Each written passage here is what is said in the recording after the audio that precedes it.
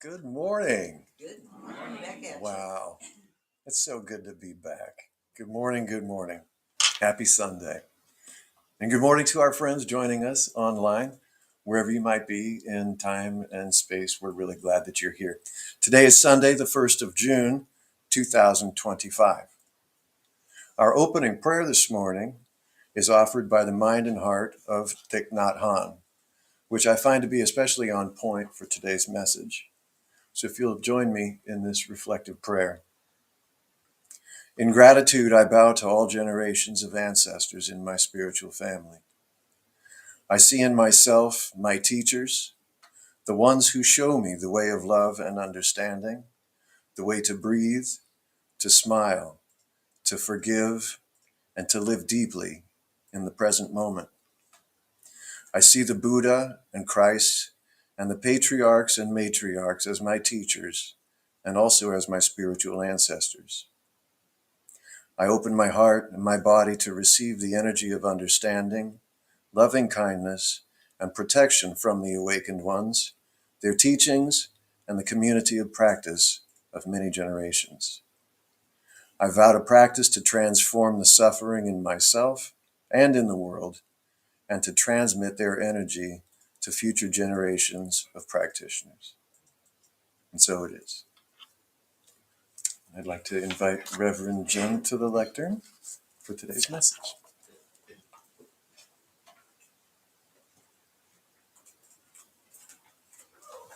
Thank you, Jerry. Beautiful words. And thank you for hopping in and offering our opening prayer this morning. Well, good morning again, and welcome to our friends online. I'm just so grateful to be here with all of you. I really missed you all. So, most of you. No, just So, many of you know, Jerry had an unexpected major surgery recently, and I was prompted to share an experience that I had the evening of his surgery. So he was admitted a few days before his surgery, and any visitors that were in his room had to leave the floor during the shift changes in the morning and in the evening. And so in the morning, I would generally just go out into the waiting room, do a little bit of work, maybe catch up on a few phone calls or text messages. And then in the evening, I would head home and take a shower and maybe do a couple chores, throw a load of laundry in or whatever, grab a snack, bite to eat. And that day in particular, I was feeling pretty emotional. In fact, I had talked with Madge and had a little cry. So thank you for your support. Thank you. But that evening, I remember when on my drive home, I was just still in a little bit of disbelief and a little bit of a fog. And I got home, I got all the things done that I needed to do, and I wanted to head back to the hospital kind of in a hurry. So as I was driving back, my mind began to wander and my thoughts traveled to a place of what ifs. So what if something would have happened to Jerry? What if he had chosen not to go to the ED that evening to get checked out? And I started imagining or creating all of these scenarios through my what ifs. It's probably a trauma response, just trying to figure things out or trying to make sense of things. Quickly, I went to, I can't think that way. I don't get to think that way. He is okay. Ultimately, he's going to be okay. And I was still driving, and a car swerved into my lane, causing me to swerve over into the bike lane and almost hitting the curb. And of course, I had to lay on my horn. And they swerved back into their lane. And for some reason, I slowed down. I just kind of laid back a little bit and allowed them to get into the lane. I just backed off. And my heart was pounding. My nervous system was on high alert at this point. And I thought, that was really close. That was a close one. In the past, it wouldn't have been uncommon for me to speed up next to them, roll down my window, like, maybe, I don't know, give another kind of hand gesture. I don't know. But I didn't have the urge to do that. I thought, I bet that was an accident. I bet they didn't see me. And I pulled up to the light next to them, and they were turning right, which was a yield. They didn't have to stop, but they made an effort for me to see them. They rolled down their windows and they were apologizing. I could see them mouthing the words, "I'm sorry, I'm so sorry." And I said, "Oh, it's okay. Totally get it." In that moment, I had my faith affirmed that people are inherently good, and sometimes people aren't doing things on purpose. That driver didn't intend to cut me off or almost hit me. It was an accident, and people do things accidentally, or things happen unexpectedly or maybe unintentionally. And sometimes we get the opportunity to apologize and maybe ask for forgiveness, which gives another the opportunity to offer grace or maybe a little bit of forgiveness. Yeah, no problem, man. I know you totally didn't mean to do that. It's not your fault. It wasn't intentional. When my kids were young, they would do something naughty, whatever it was, and they'd come up and apologize, or maybe one of them hit the other or whatever was going on. And I'd say, was it an accident or was it an on purpose? And if it was an accident, it's an accident. We move on. If it's an on purpose, then we need to have another conversation, right? Maybe a timeout, whatever it was. So the other aspect of my experience that evening was that I was interrupted. My thoughts were interrupted. Those thoughts that weren't of the highest, they weren't serving me in that moment. They were interrupted. Those made up stories of what could have happened were stopped. And this interruption brought me extremely fully present in that moment so that I wouldn't get hit, so that I wouldn't get in an accident. I popped back into my body, so I was present enough to allow me to react and to swerve, get out of the way. And I believe that I was directed to pay attention. I was being told to come to present because those things that didn't happen had the potential to create worry or stress or anxiety. But I was halted from that. It was an affirmation also that prayers are answered, that the things that I've asked for in my life are received. I asked for messages. I asked for help. I asked for guidance. I asked for safety. I asked for safe travel often. I ask for blessings, and I call those things in, and I believe that those things are true. The moment that I think them, the moment that I say them, I believe that that's truth. They come into fruition, right? It's manifestation. And it's amazing how we can have these little experiences, these little miracles, or these little insights, or these little ahas, these little downloads. And I say little, but they're not really, because they can be life-changing. Sometimes they're just subtle, or maybe they're just very faint. We ask for these experiences and we're open, and we continue to remain open.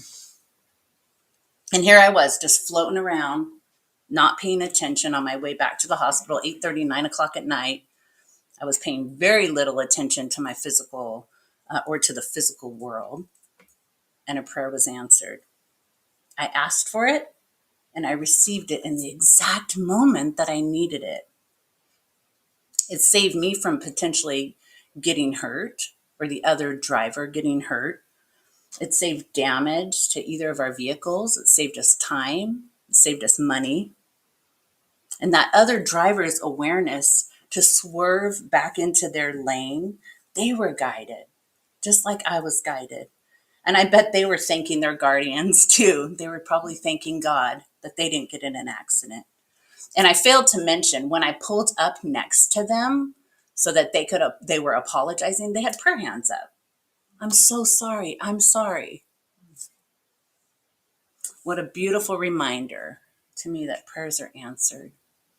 The work that we do, our practices are valuable and they're accessible whenever we need them. That energy feels like it just shows up when we need it, right? But the truth is, this is the spoiler alert, it's always present. It's always there. and we become familiar with it. We practice. Maybe that's through prayer, and it becomes simpler to call upon or to recognize it. And it's important to be fully present in our lives, taking moments to be present, which means we live more intentionally. We're more intentional during our day. Jerry and I talk about this, observing that sometimes people live accidentally, or they are accidental in their lives. They just kind of stumble. They stumble upon things, or they stumble around in their lives. They're accidental, not on purpose, or not with purpose. They're not intentional. And maybe some of us live this way, or maybe we choose to live accidentally when life gets a little bit too difficult, or we think it's difficult. We sort of retreat and we allow our lives to be directed by everything else or anyone else, anything else other than ourselves. I think about how much of my day am I fully present? And when I'm at work, am I thinking about other things, or am I able to focus on that one project? Or if I'm on the phone with a friend, am I flipping through channels? Am I scrolling on my phone while I'm talking to them? Am I unloading the dishwasher? Or am I being present? Am I being present with myself? Am I taking that time to sit in silence, just to hear, just to listen, or just to be? Am I being intentional in my life? Are you being intentional in your life?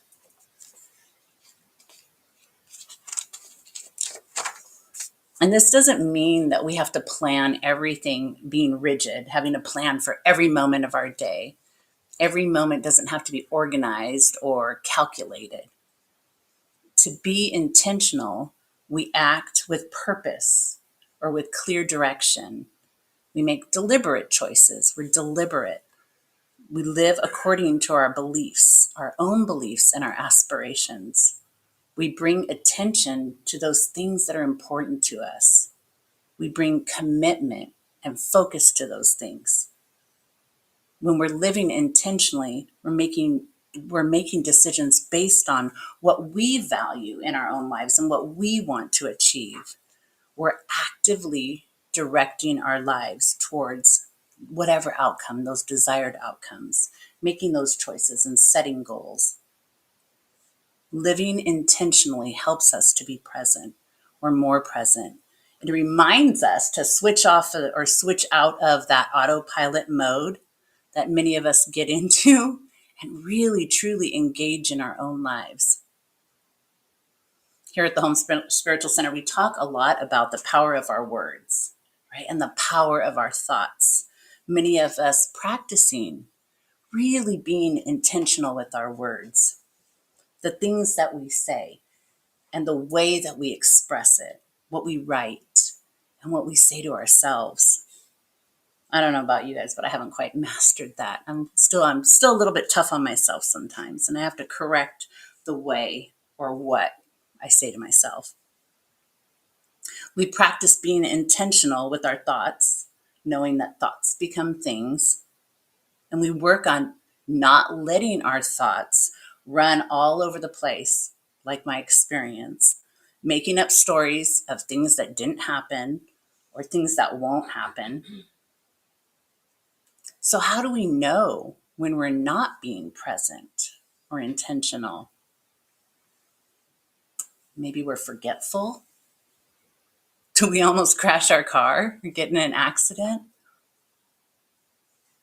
Do we scroll through social media mindlessly, just scrolling, losing track of time or other activities?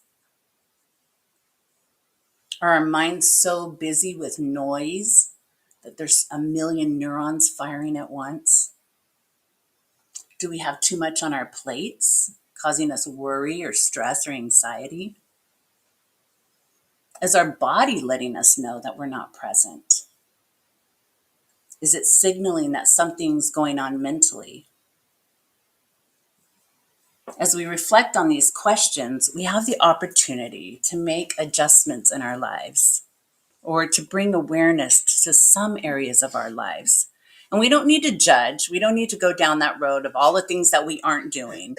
It can be that opportunity for course correction. We can change that course. Something comes to our awareness, we look at it, maybe we make a decision, a choice, and that allows us to continue on the path that we're on or on that course to correct our course. We can start by slowing down and taking deliberate action. And maybe that action just starts with a decision. Maybe we're just deciding to live more intentionally or to be more present. You guys know how I love research. So I found some suggestions online about living more intentionally or becoming more present. And always, we talk about this always. Remember that take what you want, leave the rest behind. Just it is important for us to find those things that resonate most with us. So pause and identify the biggest distractions in your life.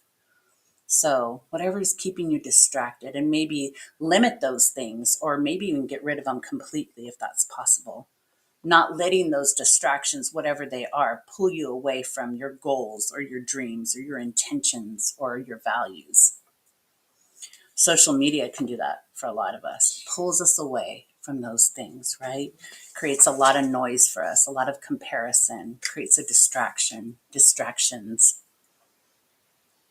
We can identify our values as they are foundational. They're foundational in living with intention, getting clear on what's essential or what's important in our lives. What does an ideal day look like for you from morning to evening?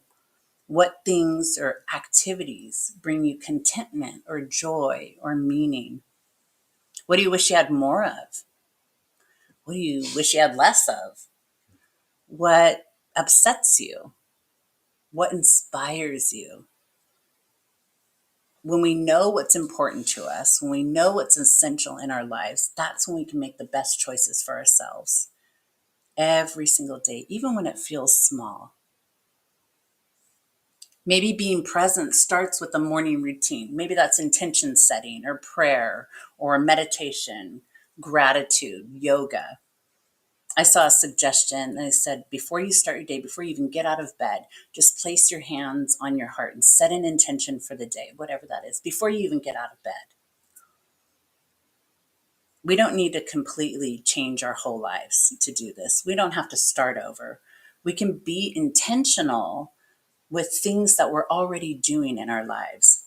So I often set intentions when I'm making dinner. Like that's a real meditative thing for me when I'm cutting up things, and I set an intention that the food will be digested properly and that it will offer me all of the nutrients, all of the vitamins, all the minerals that my body's needing. And it will heal all of those physical aspects, all of my ailments, my physical ailments. And of course, I sprinkle some Reiki in there too. Maybe when preparing a meal, we tune into those five senses. So noticing those smells or the tastes, textures and sights and sounds, being present. When we're doing things during our day or during the week that feel mundane, or maybe those things that we dread, maybe like chores, we can connect to the why. Why am I cleaning my home? Like, why am I doing it? Well, I want to create a more peaceful space, or I want to care for myself. When we're moving our bodies, we can observe how we would like to feel. How do we want to feel in our bodies? If I'm doing yoga or if I'm going on a walk, it's because it helps me to release stress, or it helps me be calm or get grounded. I'm exercising because I want to feel nurtured by movement. Maybe we recount our intentions at the end of the day. We can remember the ways that we contribute to living with purpose that day. So maybe bringing up a memory or jotting something down. A lot of us are journaling. We like to journal. And an example is if having compassion is one of your values, so that's something that you really hold dear, and then you recognize or you remember that today you listened to a friend who was having a really hard time. You extended compassion. And we can keep track of those things, keep track of those, I guess they're like wins, um, and see how much you're really doing during the day, how much you're really living in intention, because you'd probably be pretty surprised. And finally, grace. When we live with intention, we're patient and we're compassionate with ourselves, releasing those things that maybe we consider mistakes or erred thinking. I love this quote. It says, try to use kind self talk that validates your emotional experience and sounds more like a good friend and less like a judge. I read something one time and it talked about self talk and how mean we are to ourselves and how unforgiving. And the author suggested to create a vision or imagine the characteristics of that voice. So put structure, to that voice, creating a person, that voice, and have them sit next to you on the couch. Do you think that person would say those things to your face? I'm not sure if that was how it was expressed in the book, but that's what I got out of it. That was my take on it. And no, I wouldn't sit there and allow somebody to judge me or criticize me or berate me the way that my self-talk does sometimes. We can be kind to ourselves. We can be kinder to ourselves. When we embrace an intentional way of living, we naturally become more present. When we're intentional, we become more present in our everyday lives, in all of those moments. We create a sense of agency in our lives. We're in control of our actions and of our choices. We influence our thoughts and our feelings and our behaviors. We shape our own path. Each of us shape our own path. We're not accidental, just simply reacting to those external events that are happening around us. We are the driving force in our lives. When we're intentional, it supports us in being more present. It supports us in being more capable or feeling more capable and really feeling more tuned in. When we live intentionally or on purpose, our lives have meaning and we experience that profound contentment and joy. We're living our values and we support our aspirations and our own goals. And I'm sure there's so much more. We're living in a way that is true to who we really are. And with that, I'd like to move us into a little meditation. Just settling in your seats, and I invite you to close your eyes and taking a deep cleansing breath in. And on your exhale, allow all tension to be released from your body, grounding yourself in this moment.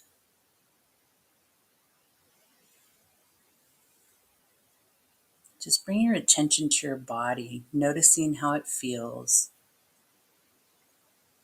Is there any tightness? Any areas feel uncomfortable? Just breathe into that area, seeing it releasing all tension and relaxing with each breath out. Inhaling and exhaling at your own rhythm, your own natural pace. And just bring your attention to the gentle weight of your body as you're sitting in your chair. Just notice how it supports you without expectation or judgment. And bring your attention to your feet. Notice how they feel. Maybe you notice a little warmth or tingling, maybe nothing at all. You're just observing. Just moving your attention up to your legs, noticing the fabric of your clothing against your skin. And just gently continue to move your focus upward through your body in that same gentle way. Just moving up your body, noticing and accepting without judgment.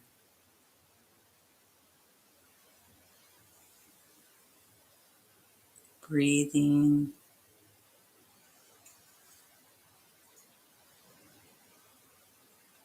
Continuing to travel all the way up your body to your head.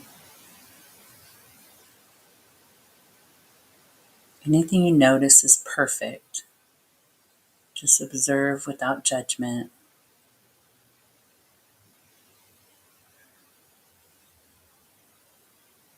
Now bring your attention to your breath.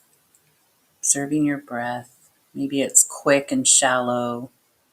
Maybe it's slow and deep. And you don't need to control it. There's no right or wrong way to breathe. Just notice what's happening right now. Just seeing yourself as a loving and kind observer. Being curious about what's happening in this moment. If your mind begins to wander, gently guide it back to your breath. Imagine those thoughts or distractions as leaves, maybe floating down a river. They come into your view and they just float away again. Continue to gently bring your focus back to your breath.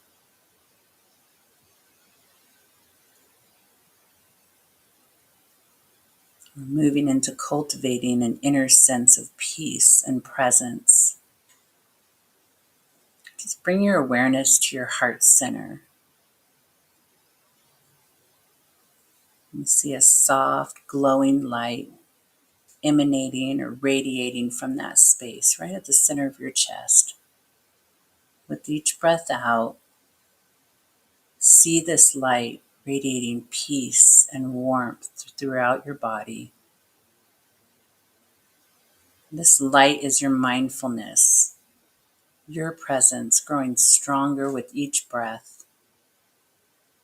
And this light fills your chest, enveloping your heart with compassion and warmth. And allow that light to flow through your entire body, filling it with gentle and warm light, feeling it from your head to your toes. And this light, your presence, is now part of every cell in your body. Feel it growing and glowing within you. As you feel this light, know it's part of you. Know that you are complete. You are enough right as you are in this moment. Bring your awareness back to your breath, preparing to return to this room, this now time and space, bringing back with you the reminder that meditation is being present exactly as you are, practicing coming back to the present moment again and again. Gently begin to wiggle your toes or maybe rub your hands together, feeling peace and presence as you breathe, and gently open your eyes.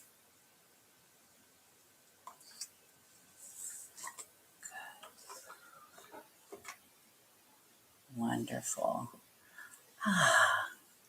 Feels good. I'm going to prepare for our offering portion of our service. We also have our PayPal, which should be on the screen. Thank you, Tony. And it's on the basket too, if you want to contribute that way. Just ask that you place your gift between your hands, whatever that gift is. Money, prayers, love, service, whatever you're able to give. We just know that it will bless the Home Spiritual Center in the most perfect way. And all of those blessings will return to you. We say these things to be true. Amen. And as the basket goes around, I'll welcome Reverend Jerry back up for a little story or a joke or a something.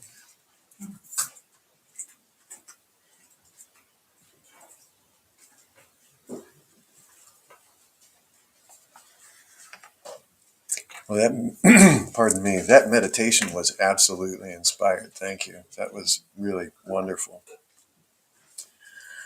And yeah, so I'm bringing a monastic joke to the table here, just to kind of follow the idea of really um, intentional lifestyle, and setting our intentions and bringing action to that.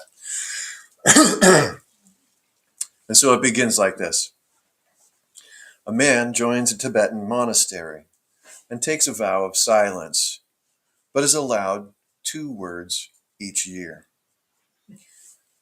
After a rough year of 14-hour days in the field, eating rice only, sleeping on a wooden bed, having only one thin blanket, the man on his anniversary goes to the head monk with his deepest thoughts about what might enable him to continue his spiritual journey.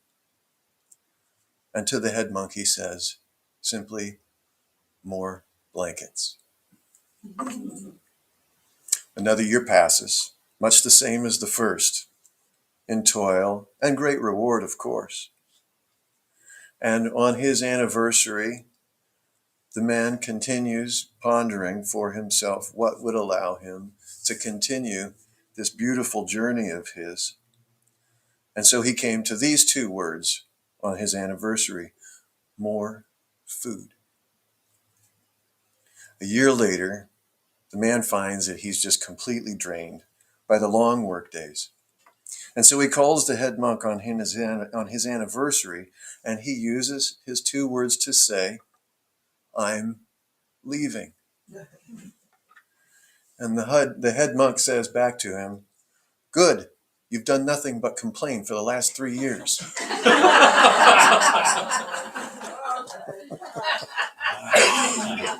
Uh,